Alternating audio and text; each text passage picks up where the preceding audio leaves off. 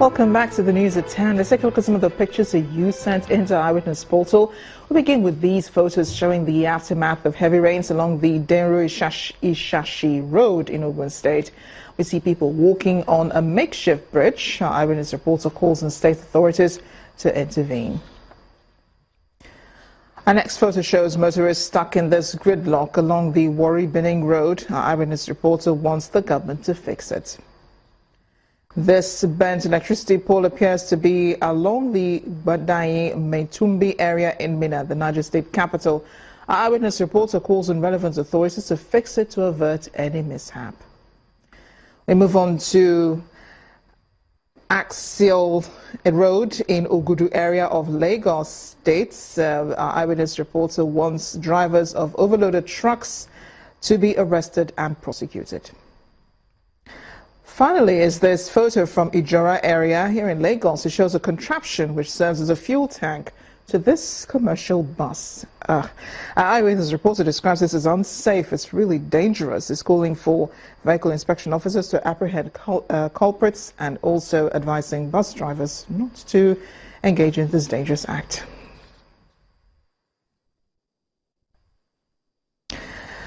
Well, Bodo community in Gokana local government area of Rivers State is the latest to benefit from the massive infrastructure development embarked on by the Rivers State government. The government has flagged off the reconstruction of the Popie Bodo Road, which according to them had been abandoned for the past 6 years. Residents are optimistic, though, the completion of the road will ease movement in and out of the town. Women of Bodo community in Gokana local government area in the mood of celebration. The people await the arrival of the Rivers State governor and his team to flag off the reconstruction of Ikbobie Bodo Road.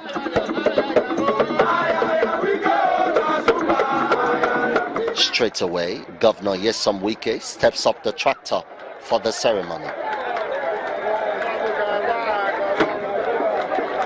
Then he addresses the people. At the time people say, when God give you opportunity to serve your people, make you not play with that opportunity. Because you don't fit get the second opportunity. We have come here to complete this road. And like I tell you, the day we are coming here, me, I really like to play politics with people. Anything I will do, I will do it. Representatives of the people say the completion of the road will make their lives better.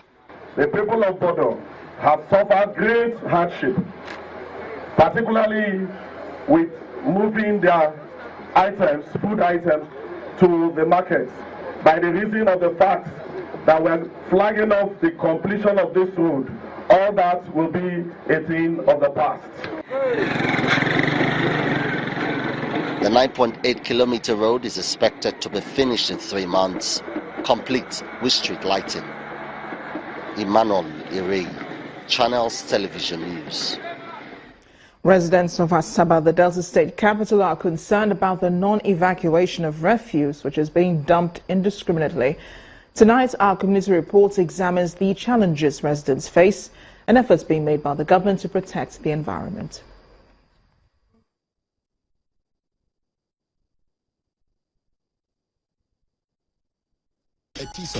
Now you're talking.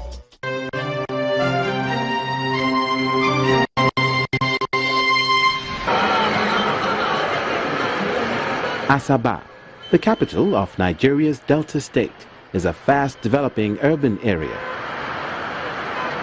With an estimated population of 149,603 from the last count in 2006, the number over the years has definitely risen.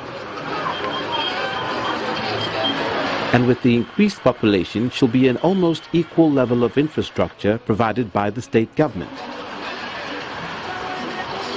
But the reverse appears to be the case, because in recent times, indiscriminate dumping of refuse all around the capital has been on the increase. It's now the norm to see refuse lined up on the roads. Some people even indulge in the act in broad daylight. But why have the residents resolved to make this a habit? The blame is promptly shifted to the authorities. The government has not provided, let's say, facilities that people can use to dispose some of these things.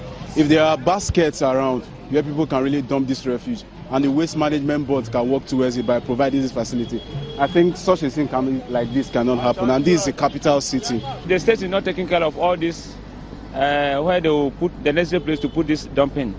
And so if anybody get all these dirty things, the best thing is to come and dump it at this place and goes away.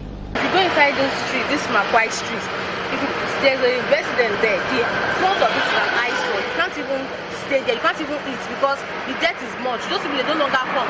And they said it's because those people don't pay. The dangers of this ugly trend cannot be overemphasized, as this medical practitioner highlights some of the effects this could have on health. And is a risk factor for diseases like cholera, dysentery, gastroenteritis. It even creates an environment for mosquitoes to breed and for malaria to breed, particularly solid waste.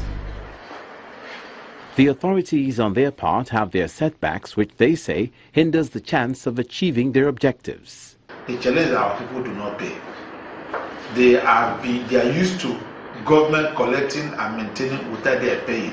But however, we have started the sensitization process where we let them know that you pay for this because now we've mandated the PSB to collect and remit for us to be able to maintain the dump site. No matter the reason given by the residents and indeed the authorities, one thing that's clear is that littering and illegal dumping of domestic waste in all of its forms should be avoided in order to protect the population and the environment from every form of degradation.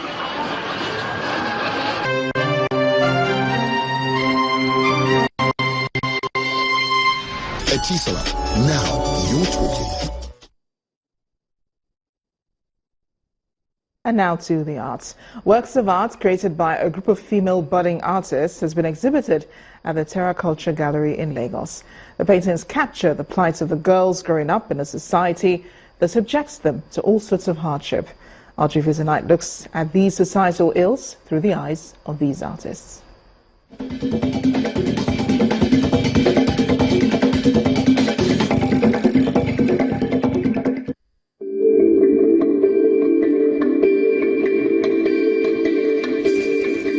The Public Affairs section of the United States Consulate General Lagos has organized an exhibition of paintings, drawings, and mixed media pieces.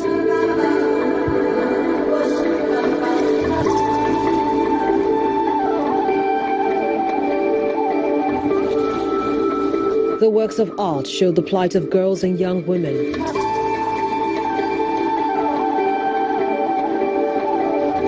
The issues they deal with and the reason why they should be celebrated.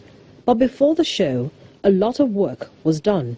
We had about 8 weeks art workshops where girls were given platform and opportunity to engage professionals, and they were able to groom their talents. Olakunle Adewale is a curator of this show, an alumnus of the 2015 Mandela Washington Fellowship within President Barack Obama's Young African Leaders Initiative and creative art director of Tender Arts Nigeria, a Nigerian NGO that seeks to promote girl-child education and women empowerment advocacy through arts programming. What we have in this space today is a collection of 8 weeks art workshops. About 115 works are on display, which borders on different issues that affect girls and women in the society, from rape to gender-based violence and gender discrimination, among many others.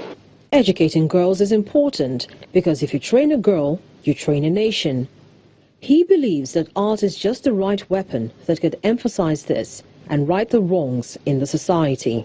I believe very strongly that when girls are educated, when girls are empowered, they become less vulnerable. The girls that are not empowered are vulnerable.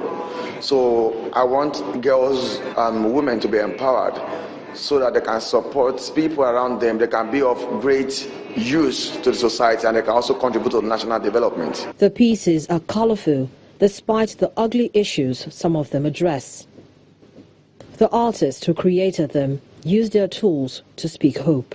What impressed me about Africa for Her is that girls have the privilege of showcasing their works, their creativities, diversity of expressions and materials exploration, and the different themes that were depicted in the paintings on the canvas were very, very expressive and interesting and awesome.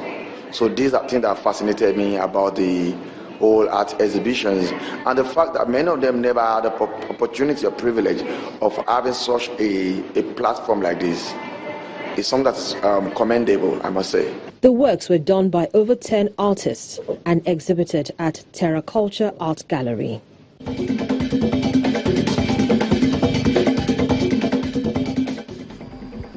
One of the core mandates of the Pharmacists Council of Nigeria is to ensure the rational distribution and dispensing of medicines that are safe, effective, and of good quality to the public.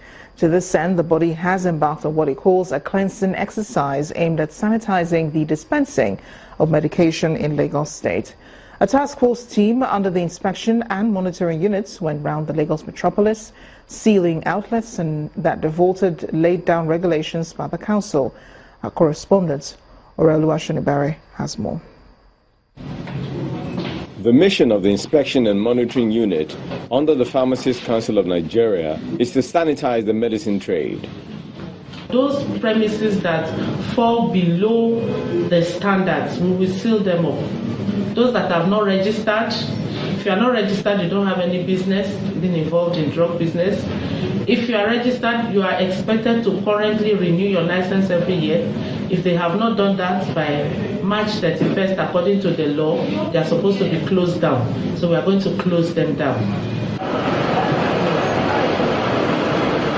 The exercise commences in full force, with the task force attached to the body on a patrol of Lagos, scrutinizing and sealing shops that fall below standards. The pleadings and protests of shop owners do not stop the closure notice form from being filled or the shops getting sealed. Yeah, we're expected from Pharmacists Council. This place is not licensed to sell medicine. So please switch off all appliances. Don't make any calls. Switch off our appliances.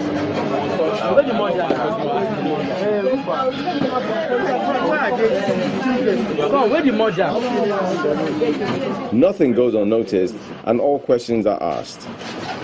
Goods bought in good condition are not reformed.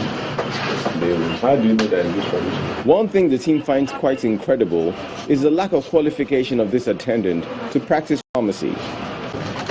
Okay. In all, a total number of 356 pharmaceutical outlets are visited, with 216 premises sealed for offences ranging from operating without registration, failure to renew premises license, and dispensing medicines without the supervision of a pharmacist.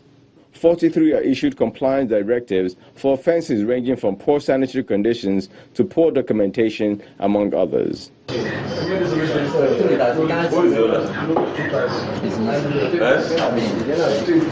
The task force still has a long way to go, considering the magnitude of the project and size of the country. But they say there is no relenting, because in the end, what matters most is the protection of lives. Orolu Ashonibare, Channels Television News. Next on the news at 10, Enugu Rangers finally end a 32-year title drought in the Nigerian Professional Football League. We'll have more in sports news. Stay with us.